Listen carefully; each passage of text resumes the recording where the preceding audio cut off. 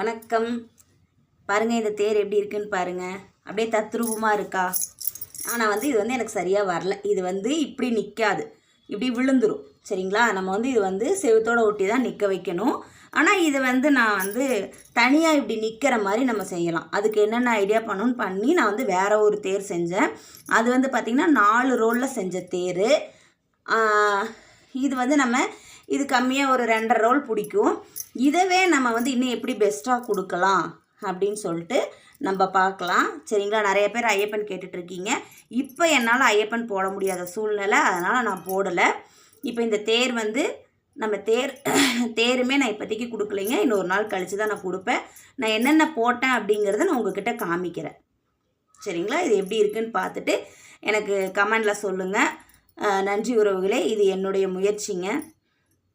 Support பண்ணுங்கள். Thank you.